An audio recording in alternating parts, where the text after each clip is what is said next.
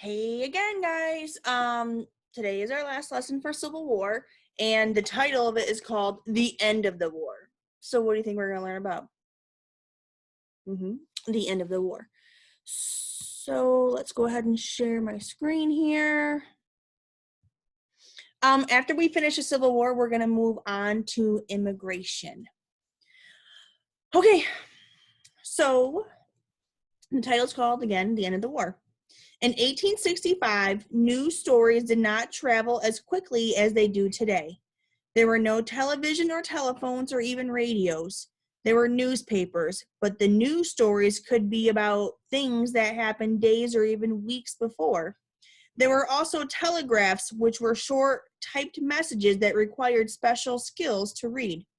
It could take several days for news to reach soldiers who were miles away from a town or city with a telegraph wire. It could also take days or even weeks for news to reach their families. In tiny towns all over America, parents, wives, and children of soldiers were waiting for a son, husband, or father to return home from the war. So on April 9th, 1865, it took a little while for the news to spread that in a small farmhouse in the village of Approximate Courthouse, Virginia, Robert E. Lee offered his sword to Ulysses S. Grant and surrendered the remainder of his Confederate army. Within days, most Confederate armies that had been fighting in other parts of the country surrendered as well. So when you surrender, that means, remember, means you are giving up completely. So Robert E. Lee offered his sword to Ulysses S. Grant and surrendered. So that means the Confederacy, the South, they surrendered to the North. It means they accepted defeat completely and surrendered to the North.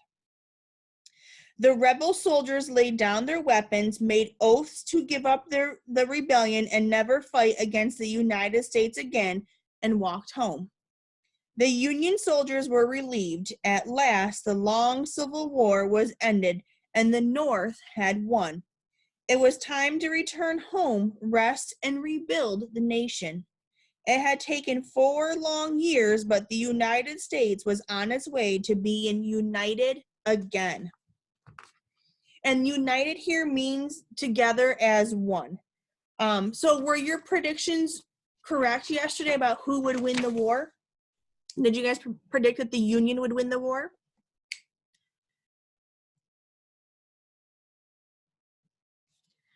For the most part, the cities of the North had not been damaged. With the end of the war, Northerners started to think about how to make the country bigger. They focused on building more roads and spreading westward across the Mississippi River through Missouri and Kansas, over the Rocky Mountains and all the way to California. For people in the North, life would finally start to get back to normal. They were glad to have something to make in their factories other than weapons and uniforms for war. Most of the battles, however, had been fought in the South, and Southerners were relieved that the war was over as well, even if the Confederacy had lost the war.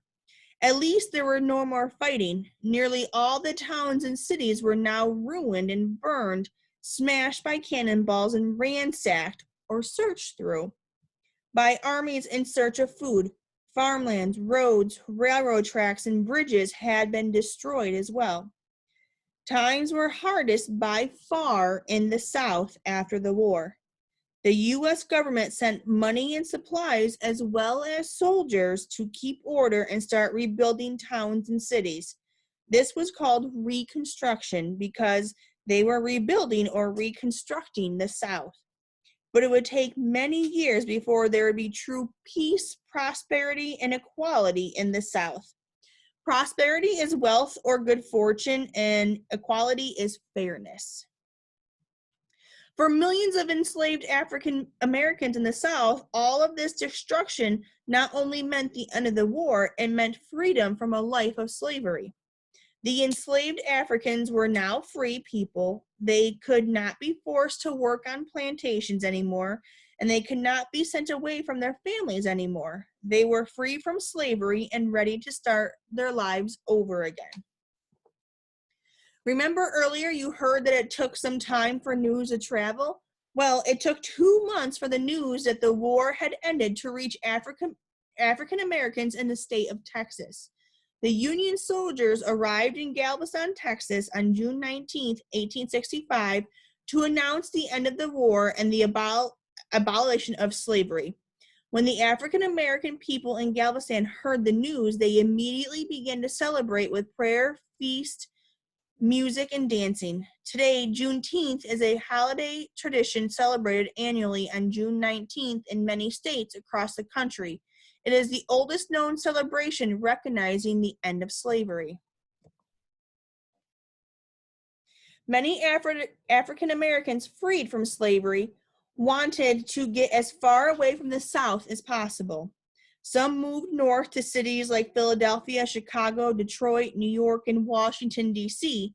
Many arrived with no possessions and no money, nothing but the clothing on their backs and the hope for a better life. They worked in factories, built new businesses, and created new neighborhoods, schools, and communities. However, African Americans still faced some of the toughest challenges of all, for although they were free, they did not have the same rights as white Americans in the North or the South. The end of the Civil War was the beginning of a new age in America. There were still hard times ahead, as well as sadness, but the country was unified as a single nation. The Civil War produced many heroes, including one of the most famous Americans of all, Abraham Lincoln. His face appears today on U.S. money, including the penny and the $5 bill. There are thousands of towns, buildings, roads, bridges, tunnels, such as the Lincoln Tunnel in New York City, and people named after him. In Washington, D.C., there is a giant monument honoring him called the Lincoln Memorial. 100 years after the Civil War, an African American named Dr. Martin Luther King Jr. stood on the steps of the Lincoln Memorial and gave the very famous "I Have a Dream" speech. 100 years after the end of slavery, Dr. King and other African Americans continued to work and struggle for fair treatment and equal rights. Throughout the Civil War, Harriet Tubman continued risking her life to free slaves and end slavery. During some battles, she also worked as a nurse and sometimes as a spy for the Union Army. Because Harriet Tubman knew the roads and secret trails all around Maryland, Pennsylvania, and elsewhere, she was able to spy on the Confederate Army, telling Union generals which direction the army was going and how many men they had. After the war, Harriet Tubman moved to Washington, D.C., where she helped thousands of newly freed African Americans find jobs and homes and begin their lives anew. She also worked for women's rights. During the time of the Civil War, women, black and white alike, were not allowed to vote. That was one of the many important changes America still had to make in order for all of its citizens to truly be free. Ulysses S. Grant was a hero throughout the North. He went on to become president of the United States in 1869. His old rival, Robert E. Lee, moved back to his farm in Virginia, but he was never the same again. He died 5 years later, sad and regretful, haunted by all the things he could have or should have done differently during the war, but was still proud that he fought for Virginia.